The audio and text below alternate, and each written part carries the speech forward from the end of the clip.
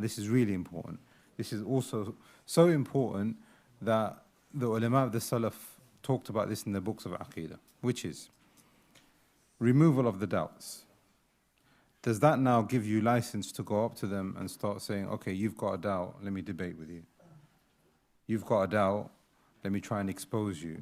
And this is the nature of society in general, even Islamically speaking within the practicing people, what it's become now because of social media and things like that.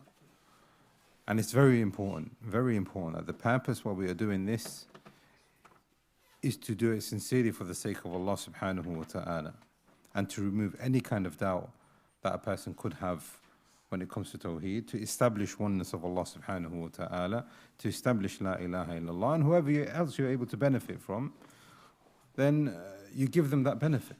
Well, the purpose isn't that you go around saying, well, you are like this and you are like that, and the book says this, that means you are like this, and then you start arguing with people, etc. Just as a side benefit, how can you tell?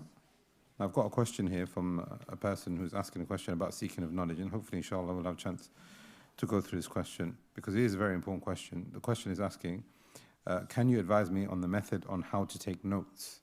What is my advice on how to take notes? And like I said, this is a very important question.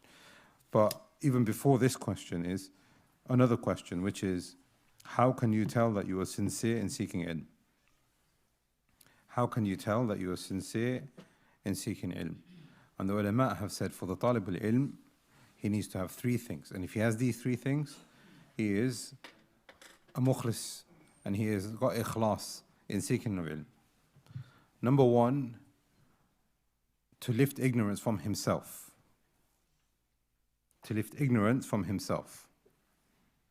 And the reason why I'm mentioning this is because here we've got Kashf Shubuhat, the removal of the doubts. And you're going to find what the author says, well, they say this, and the response to this is that. You're going to find a lot of that. Now, the reason why he's doing this is not so, like I've said, that you can go out and throw it in people's faces. How can you tell that you are sincere in what you are seeking here? Number one is to remove the doubt from yourself. Remove any kind of ignorance from you. Number two, to establish ilm in yourself, to establish the religion of Allah subhanahu wa ta'ala in yourself, so that you will have practice that follows. Hence, some of the ulama have said there's a difference between knowledge and information. Information, a lot of people have information, but that's not knowledge. Knowledge is only knowledge when you have lifted ignorance, established that knowledge in yourself, and now you're following up in practice. And then number three, to establish the sharia of Allah subhanahu wa ta'ala. Some of the ulama have said to defend the sharia, to uphold the sharia. And this is the case if you think about it. Out of this whole city or this whole town, how many people are studying these Rasail on a regular basis? I don't know. I don't live here. But my point is the fact that us are doing it here now, alhamdulillah, the religion of Allah subhanahu wa ta'ala is being established, even if it's just by a handful of people.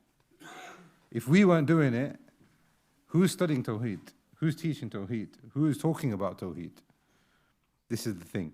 So now when we are seeking ilm, we are removing ignorance from ourselves, we are establishing knowledge that we have practiced, but we are also now establishing the religion of Allah, because without that seeking of ilm, it'd be gone, it wouldn't exist.